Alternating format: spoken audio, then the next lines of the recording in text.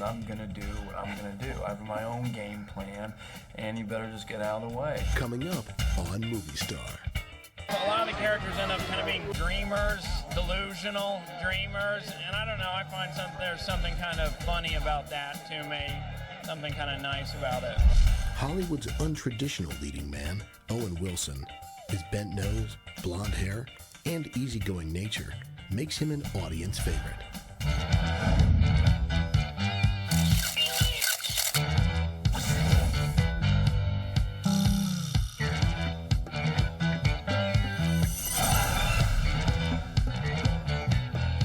When I saw it, I was like, wow, we really flow real good. And complement each other's performances, I think. Owen is an amazing actor. I mean, he's a great comedian. He's a fantastic writer. And he always contributes incredibly to the screenplay. He's just a very smart guy, and I feel like every movie he does, he makes it better, just being a writer himself. Owen earns respect as a screenwriter and a box office star. According to TV Guide senior writer Mary Murphy, Owen Wilson breaks the mold. Owen Wilson is the kind of actor who brings in men and women. They all love him. I think he's just perfect for this era. He's non-threatening. He's hilariously funny. He's adorable. And he's got this nose that isn't perfect, which makes people love him even more. He was born Owen Cunningham Wilson on November 18, 1968 in Dallas, Texas. The son of a photographer and an advertising executive, his older brothers, Andrew, and younger brother Luke, are also actors. They worked together as kids, but not as actors. My younger brother and I, we had a lawn mowing company, the Lawn Rangers. Oh, no. Yeah. Hey, Kimosabi, I have to do the lawn now. I'm not pull lawnmower anymore. My dad got so excited about like the name, because my dad was in advertising, that he got these t-shirts made up. He met his future co-writer and friend, Wes Anderson, at the University of Texas at Austin. Wilson's first movie, Bottle Rocket, which he co-wrote with Anderson, is about a man played by Luke Wilson who's been released from a mental hospital. He and friend, Owen Wilson, devise a scheme to go on a crime spree. What's going on here? Oh, this is a robbery. Sir. I think it's kind of the thing that I'm more interested in, humor that comes from insecurity and desperation, and seeing, kind of real characters and just kind of how they interact with each other. Owen and I were living in Austin when we started working on this thing. So this movie kind of emerged from a lifestyle of just going in lots of different directions at once. So it was about these two guys who wander around and the kind of conversations they have and the kind of stuff they get into and all that kind of stuff. Bottle Rocket was well reviewed, but only made $1 million. With the film's recognition, Owen was ready to focus on his career. The movie is a huge cult hit. It may have made only $1 million at the box office, but it is rented DVDs, to this day. And I think it just established him. It went to the Sundance Film Festival, so it established him immediately as a talent to pay attention to. After Bottle Rocket, in 1998, the year he turned 30, Wilson had 3 movie releases. He helped save the Earth, along with Ben Affleck and Bruce Willis, in Armageddon. This was the first movie in which the cast was allowed to use genuine NASA spacesuits. The sci-fi thriller made more than $200 million. His next picture, Permanent Midnight, is a biographical drama co-starring Ben Stiller. Studio, we're just finishing up mixing. Yeah, can I do something? Huh? Want to light some more candles? Wilson and Wes Anderson co-wrote and Anderson directed Owen's next 1998 release, Rushmore, which co-stars Bill Murray and Jason Schwartzman. It is kind of a buddy picture between Max, who's only 16 or 17, and Bloom, who's in his 40s. Bill Murray was nominated for a Golden Globe Award for Rushmore. 1 year later, in 1999, Wilson plays against type as a serial killer in the mystery thriller The Minus Man. Wilson started dating his The Minus Man co-star, singer Sheryl Crow. The two were an item for a few years. Then his character literally lost his head in the horror thriller The Haunting. At this point in his career, Wilson was known as a screenwriter and a character actor, but that was about to change. In 2000, Owen Wilson was cast opposite action star Jackie Chan in the Western comedy Shanghai Noon. Owen earned $4 million playing Roy, a train robber who teams up with Chan to save a Chinese princess. Wilson said he and Chan started to bond after filming this bathtub scene. Oh my God, Owen forget a dialogue. His appeal is that he's able to combine this action stuff with also sort of a vulnerability and kind of an everyman thing, so you sort of root for him. Shanghai Noon, which was filmed in Canada, was a moneymaker. A little bit of a role. I think in this movie, he showed more of his ability to be a physical comedian than we'd seen before. And plus, he was so likable with Jackie Chan, and you knew he was always going to lose in every physical battle. Although I never formally studied any of the martial arts, I feel from watching movies that I've kind of developed my own take on them and that I have something to offer when it comes to martial arts.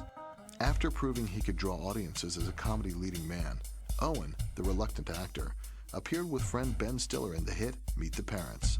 In 2001, Wilson and Ben Stiller co-starred in a comedy about male models, written and directed by Stiller, Zoolander. Owen plays Hansel. Hansel's kind of the slacker grunge model, and Ben kind of thinks that I don't show modeling the proper respect. But what do you think about male models?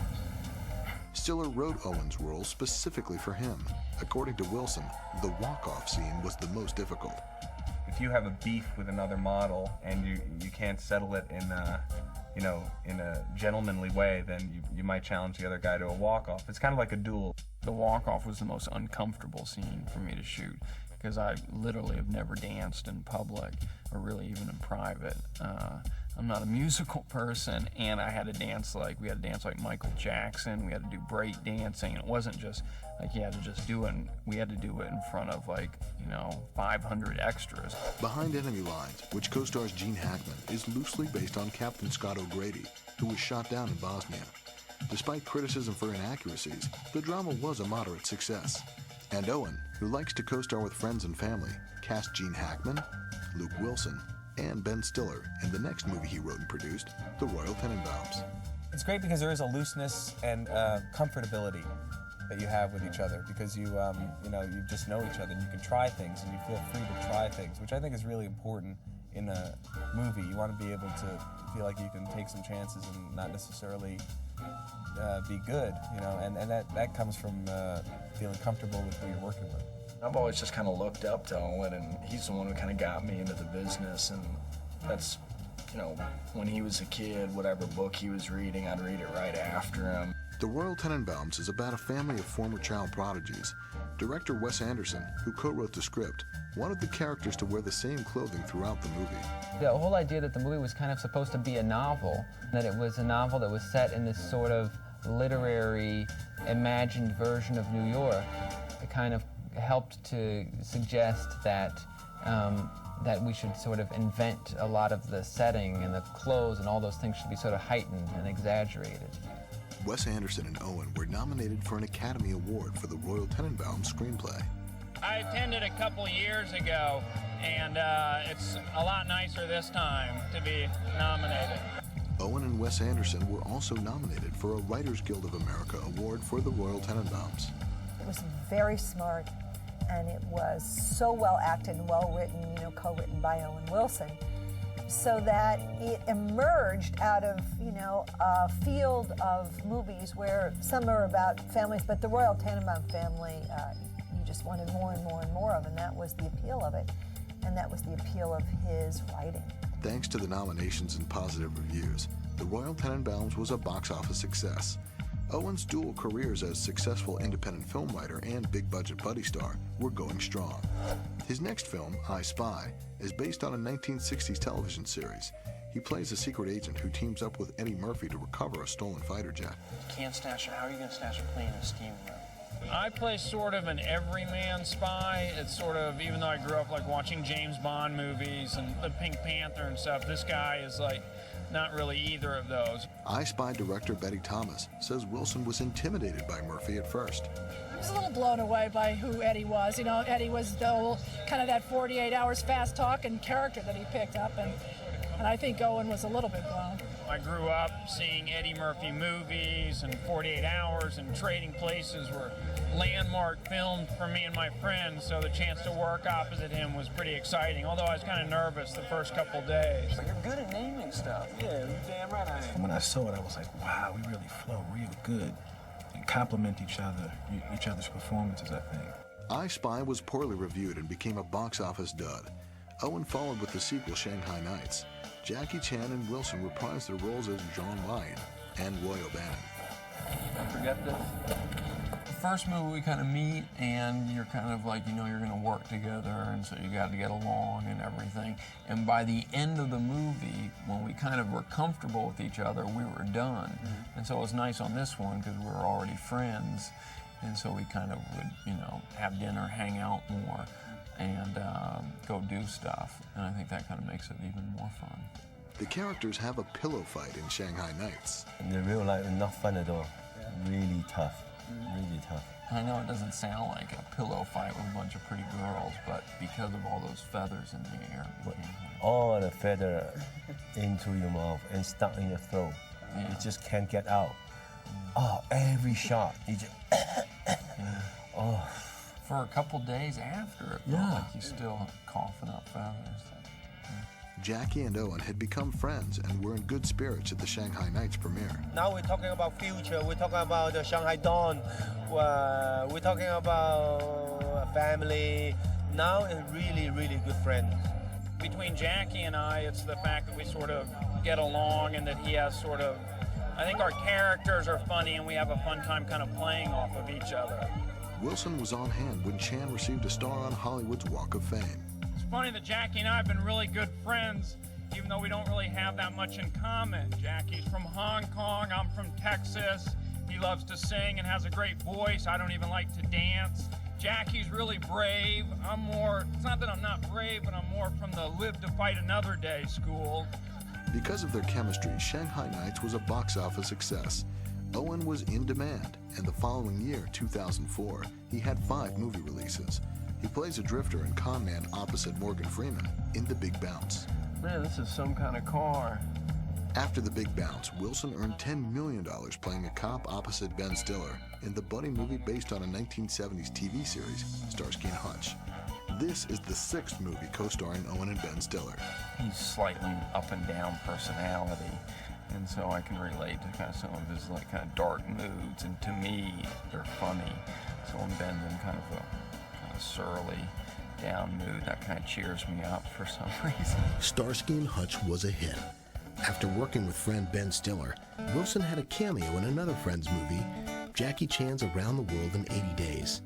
Owen and his brother Luke played Wilbur and Orville Wright. It was the first time the two played brothers on screen.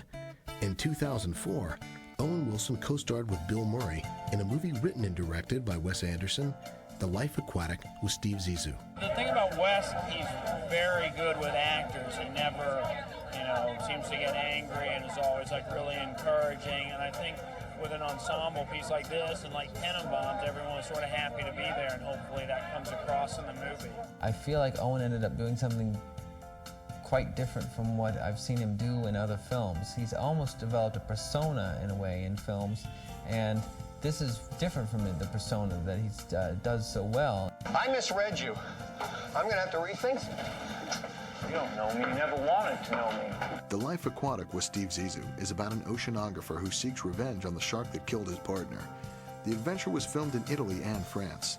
Owen ended 2004 with a sequel, Meet the Fockers, which co-stars Ben Stiller.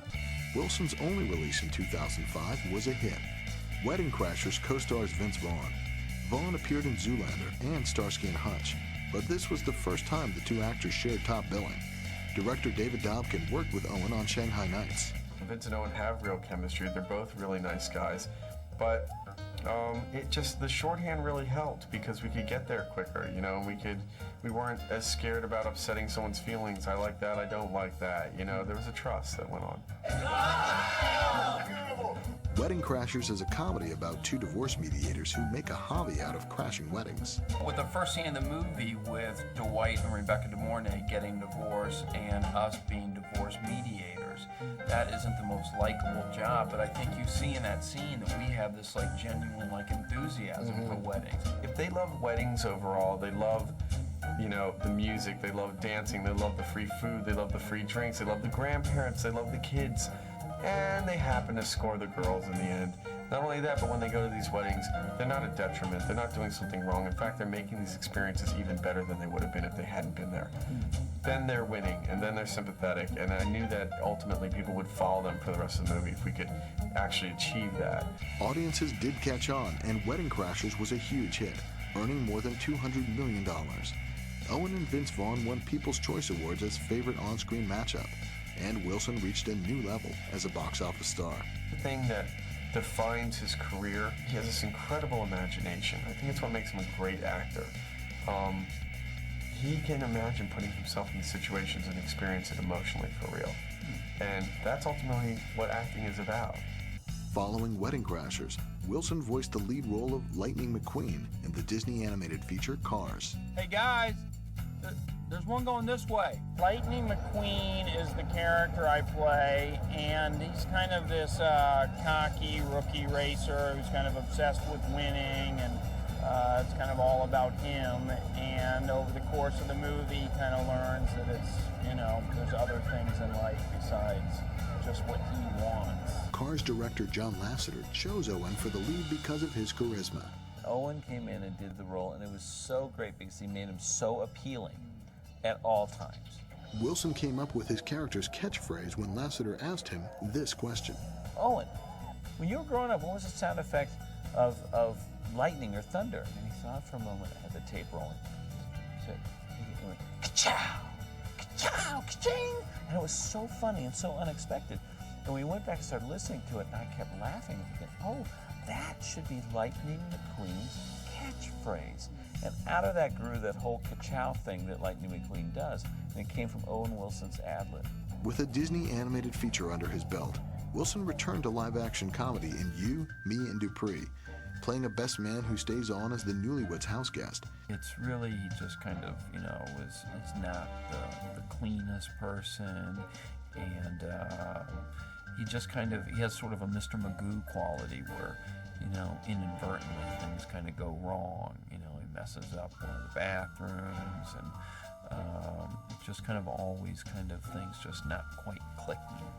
If you're going to be staying here, things are going to be different from now on. Matt Dillon and Kate Hudson co-star in You, Me, and Dupree.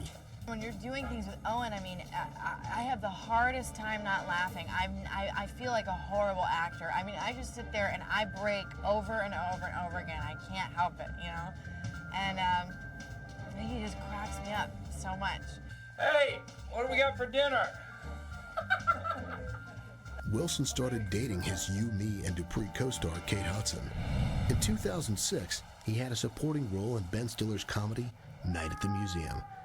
Then Owen went to India to work with brother Luke and friend Wes Anderson on Darjeeling Limited. Wilson identified with the script. I just like the way a story about three brothers, and I felt that I'm from a family of three boys, and it just seemed kind of recognizable, some of the dynamic of how they sort of kind of are with each other, and seemed kind of funny and kind of sad too. Just grab them! Come back here! Dude, come back here! Shortly before the release of Darjeeling Limited, Owen tried to commit suicide. He survived, but then dropped out of a picture with Ben Stiller and stepped out of the public eye. 1 year later, he was rebuilding his life and career with two releases, the comedy Drillbit Taylor and Marley and Me, the story of a couple and their faithful companion, a hard-to-control dog.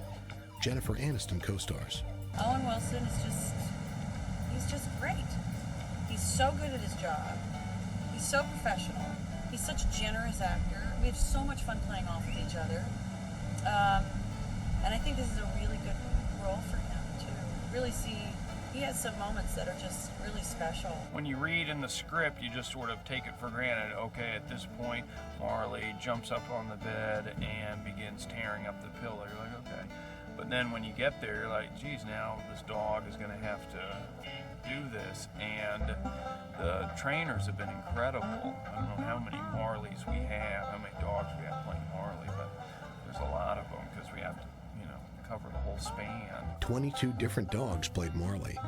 Wilson's next release, the sequel, Night at the Museum, Battle of the Smithsonian, co-stars Ben Stiller and Robin Williams. Seeing kind of Robin and Ricky Gervais and Hank and just seeing all these people that are just kind of so funny to me. I think that's what made the movie such a kind of great experience. And then I did my scenes with Steve Coogan, and that was great. After the fantasy, Night at the Museum, Owen voiced a character in Wes Anderson's stop-motion animated feature, Fantastic Mr. Fox. Star George Clooney and the cast lived together on a farm while recording their lines. The story is set on and around a farm and different farms. So I had never done it before. I thought we need a farm. So we went to a farm in Connecticut, and we had our cast with us there, and it was a bit like going to summer camp, and that was how we recorded all the dialogue. Fantastic Mr. Fox was nominated for an Academy Award. Next, Owen voiced the title character of a dog in Marmaduke. Owen Wilson, the comedy leading man who's endeared himself to audiences and co-stars, has created a niche for himself as an actor while refusing to give up on his first love, screenwriting. Owen Wilson just has to keep doing what Owen Wilson has already done. Write, produce, and act.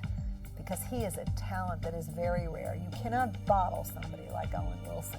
I'd like to just do animation from here on out. Thank you for watching this Owen Wilson edition of Movie Star. Join us next time for another inside look at your favorite stars of the big screen.